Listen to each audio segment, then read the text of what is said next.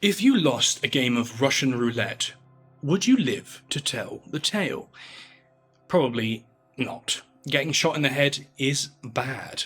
Although according to the American Association of Neurological Surgeons, there's actually about a 10% chance of surviving it.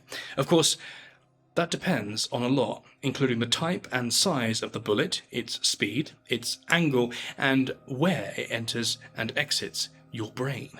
Even the smallest detail can be the difference between life and death. So, if you're unlucky enough to take a bullet to the head, here's what matters most when it comes to staying alive. Let's start with the gun. When it comes to a killing headshot, it's not actually size that matters, but velocity. In other words, we need to know how fast the gun can fire bullets. Physics tells us that the energy of something is directly proportional to its weight. Double the weight means double the energy. So sure, in that sense, the bigger the bullet, the more damage it can do. But velocity is actually more important than weight. When you double the speed of something, say a bullet, its energy quadruples. This is why the purpose of a gun is not to fire massive bullets, but to fire bullets quickly. After all, the more energy a bullet has, the more energy it can transfer to your skull, and more energy transfer means a better chance of splitting bone and turning your brain tissue into mashed potato. The barrel of a gun helps to increase the bullet's velocity, so rifles and pistols have spiral grooves inside the barrel. When you fire the gun, these grooves make the bullet spin on its way out. This helps stabilize the shot, which improves accuracy and, most importantly, maintains the bullet's velocity. Certain bullet casings are designed to help here too. Full metal jacket bullets, for instance, which are often used in military weapons, have a hard outer shell which stops the inner lead from melting too quickly. This helps keep the velocity. Generally speaking, most handguns are low velocity, whilst hunting and military rifles are high velocity. This is why rifles are far more deadly than handguns, not just because they're bigger, but because they're faster. Shotguns are a different beast altogether though. Their barrels aren't rifled, so they don't fire a single spinning bullet. Instead, they fire a cartridge full of tiny lead pellets called a shot, or a single large projectile called a slug. I'm going to skip shotguns in this video though, because they behave very differently to pistol and rifle rounds, and at close range, a shotgun to the head usually leaves you with nothing left to talk about. However, once a bullet from a pistol or rifle hits your skull, it can do one of three things. It can stop if it runs out of energy, it can pass through the skull, or it can ricochet. Ricochets are pretty rare, but if you're lucky, the bullet follows the inside curve of your skull rather than bouncing around, damaging the brain a second or third time around. High-powered rifles tend to punch all the way through your brain and out the back of your skull, while pistol rounds are more likely to lodge inside and potentially ricochet.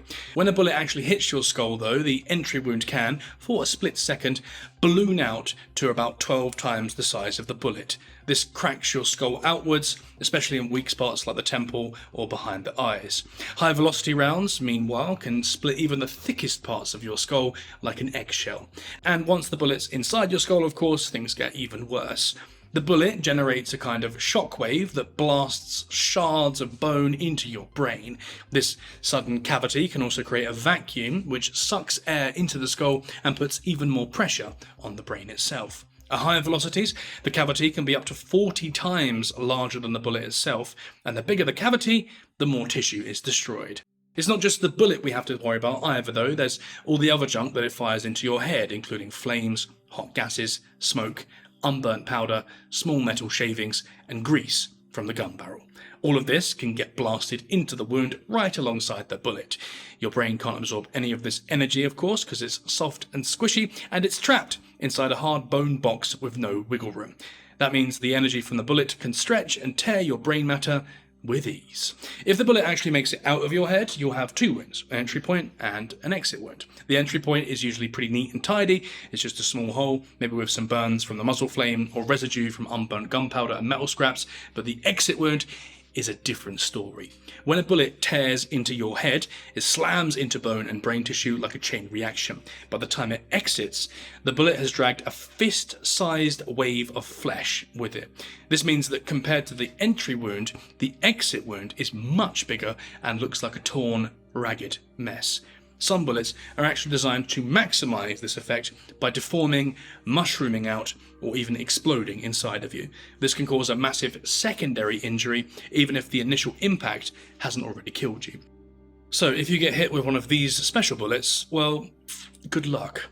But distance matters too. A weak pistol shot from far away might just bounce off your skull and leave a nasty lump, but up close, especially if the barrel's pressed to your head, the result is almost always catastrophic. And then comes the most important factor of all, your brain.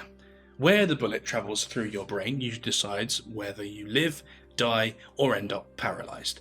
The brain is split into two hemispheres. Each hemisphere has 4 lobes, which control certain brain functions. The cerebellum at the back, for instance, controls movement, while the frontal lobe handles memory, speech, vision, and higher thinking. If the bullet slices across the middle of the brain or tears through the brainstem, you've got a very small chance of survival. But if it only hits one lobe on one side of your brain, you might actually live, though probably with some serious disabilities. Damage to the right side of the brain, for instance, often leaves weakness or paralysis on the left side of the body, and vice versa. And if you receive a gunshot to the head at point blank distance, the angle actually matters a lot less, because the sheer velocity of the bullet and the hot gases leaving the gun can quite literally turn your brain matter into pulp, which doesn't really leave much room to distinguish between lobes. If you've survived this far, which is unlikely but possible, then the next issue is blood loss. There are a vast number of blood vessels in the brain. This means that the killing blow of many headshots is actually catastrophic bleeding, followed by a rapidly expanding blood clot, which can squeeze important brain tissue and result in near immediate death. This is why some people survive wounds that look unsurvivable, whilst others die from what seems like a relatively minor hit. It's all about location. The same bullet from the same gun could cut a vital centre and kill you instantly, nick an important part of your brain and leave you unable to move or speak, or even, at a far enough distance away, bounce off your head completely. Either way, it would take anywhere from months or years to a lifetime to recover from a headshot. We don't recommend it.